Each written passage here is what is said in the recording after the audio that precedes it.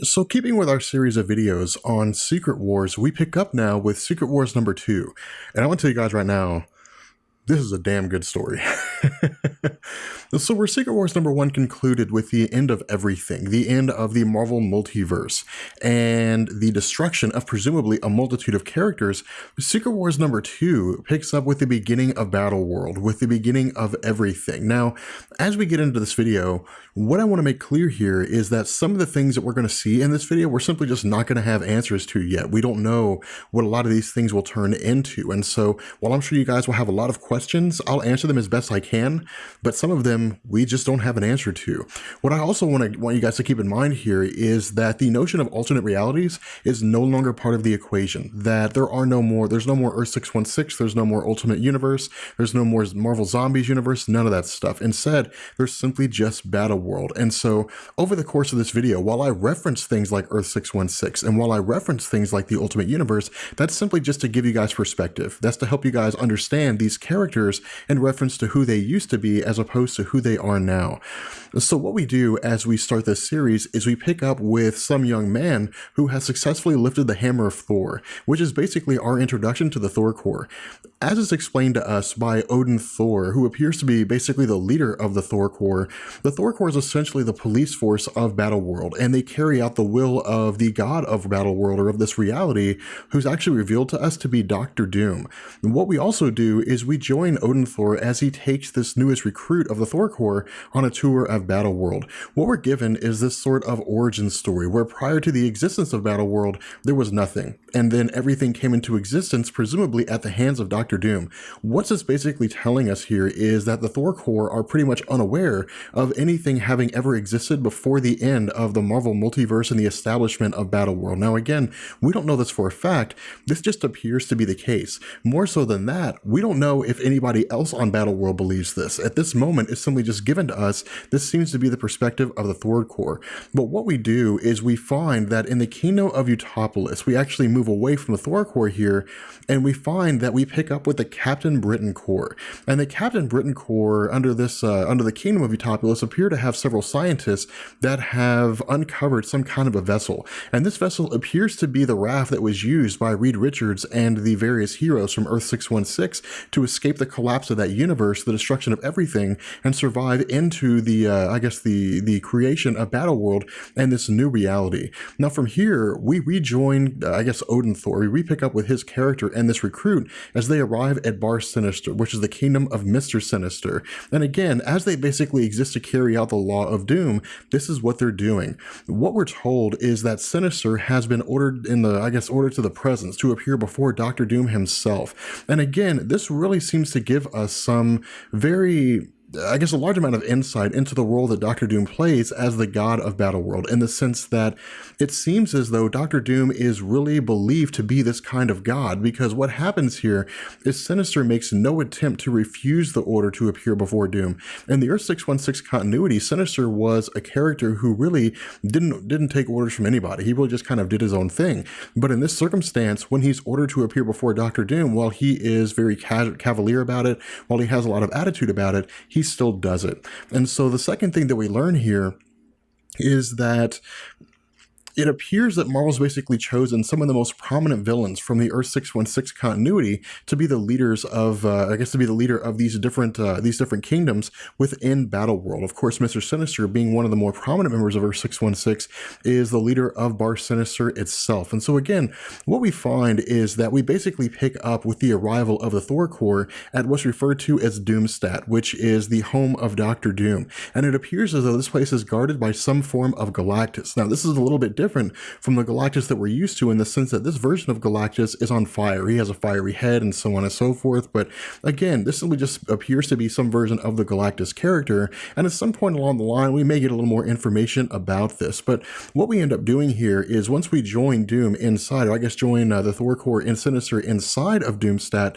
Doctor Strange is revealed to us to be the sheriff of Battleworld, who basically upholds the laws of Doom across all of the kingdoms. If for any reason a dispute arises between the rulers of these various kingdoms, the dispute itself is settled within the House of Doom in order to basically maintain peace and to keep kingdoms from waging war against each other and devolving Battleworld into a state of chaos. What we're told is that Sinister apparently has allied himself with Hyperion, the ruler of the kingdom of the Squadron Supreme, and that the intention of them seems to be to overthrow Jamie Braddock, who is a leader of Utopolis. Now, as a result, Jamie Braddock has basically requested a hearing in front of Dr. Doom to settle this matter, to settle this dispute.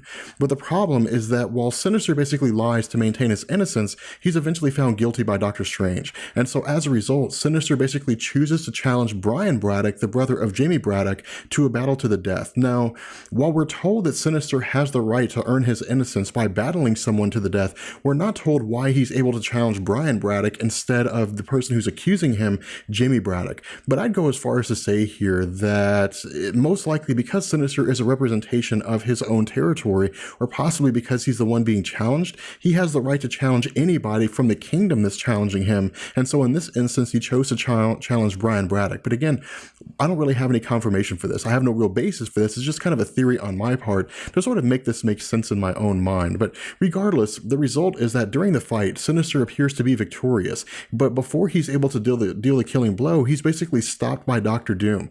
And the reason for this is, I guess as Doom explains, because Doom's basically uncovered some knowledge which indicates that there are individuals who have been plotting against his position, and that these individuals may exist inside the kingdom of Utopolis.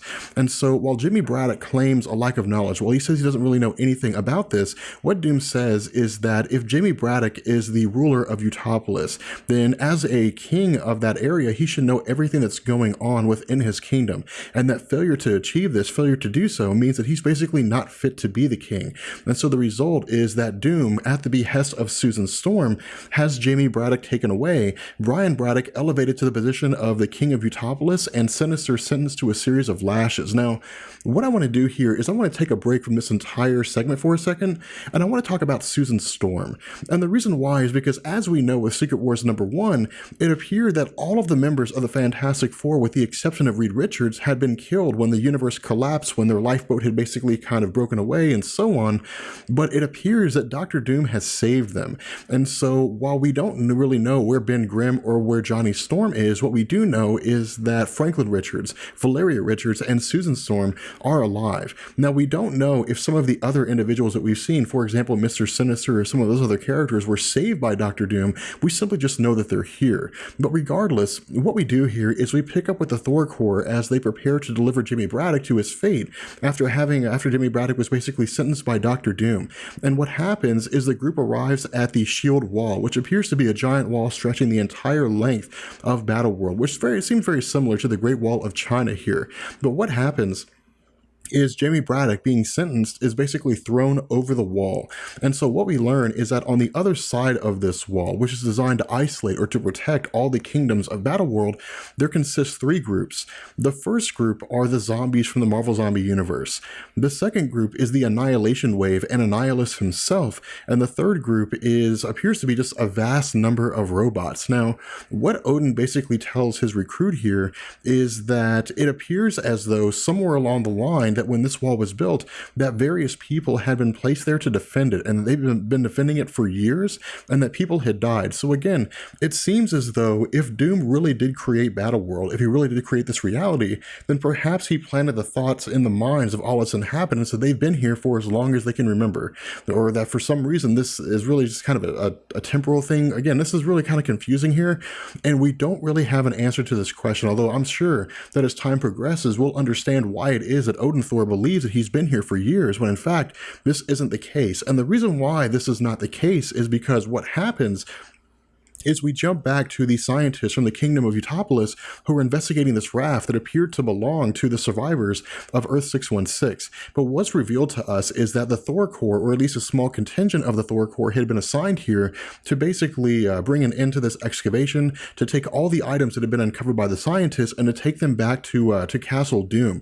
But what ends up happening is one of the scientists basically opens this raft, opens this ship, and when it does, it's revealed to us this is not the ship that belongs to Earth 616. 616. Instead, it's the ship that belonged to the Ultimate Universe Reed Richards, Thanos, and the Cabal. And so what happens is Thanos and the Cabal come out and immediately incapacitate this small contingent of the Thor Core. We then see that Thanos is basically confused about where he's at. He doesn't understand where this world is, how this world got there, or how they even got there. And so what happens is Thanos basically questions the scientist, and the scientist says that while this place is referred to under a multitude of different names, depending on who it is that you're talking to, if it's a highborn, it's referred to as one name. If it is a common person, they refer to it as Battleworld. What this basically means here is that either a very long amount of time has passed between the collapse of the universe and the birth of this new universe, which would explain why Odin Thor says that they've been protecting it for years, or it could simply just be that almost no time has passed. This reality came into existence, and then now Thanos and these individuals are coming out of the raft. Again, this is a little confusing here, but again, as we continue with the Secret Wars story, this will all be made to make sense, so I have no doubt about that. With that being said, we're going to bring this video to an end. I hope you guys enjoyed it. If you did, let me know, and I will catch you guys later. Peace.